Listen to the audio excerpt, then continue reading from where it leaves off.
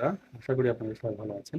তো বন্ধুরা, আজকে একটি খুব সুন্দর ভিডিও আপনাদের সামনে নিয়ে আসলাম, যে যাদের দলিল আছে কিন্তু নামজারি করা হয়নি, তাদের জন্য এই ভিডিওটি খুব ইম্পর্টেন্ট হবে। আশা করি বন্ধুরা মনোযোগ সহকারে ভিডিওটি দেখবেন এবং আপনাদের মতামতটি পেশ করবেন। তো চলুন বন্ধুরা, আমরা ভিডিওতে প্রবেশ করি।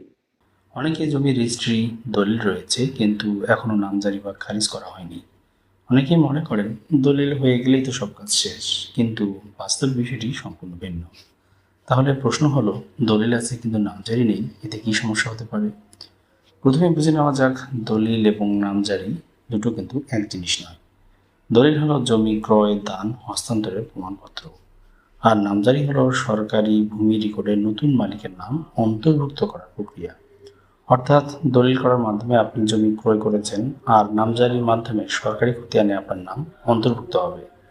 এখন আসুন দেখি নামজারি না করলে কি কি সমস্যা হতে পারে। প্রথম সমস্যা, সরকারি রেকর্ডে আগের মালিকের নাম থেকেই যাবে, ফলে খতিয়ান অনুসন্ধান করলে আপনার নাম দেখা যাবে না।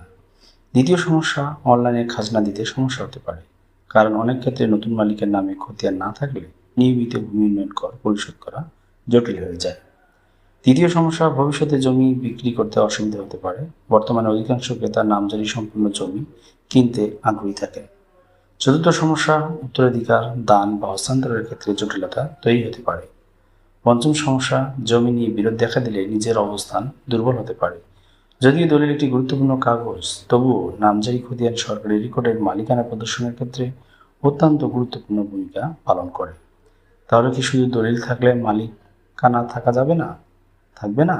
অবশ্যই দলিল একটি গুরুত্বপূর্ণ মালিকানার দলিল, কিন্তু দলিলের পাশাপাশি নামজারি সম্পন্ন করে সরকারি রেকর্ড হালনাগাদ রাখার সবচেয়ে নিরাপদ পদ্ধতি। তাই আপনার জমির দলিল থাকলেও যদি এখনো নামজারি না করে থাকেন, তাহলে দ্রুত নামজারির উদ্যোগ নেওয়া উচিত।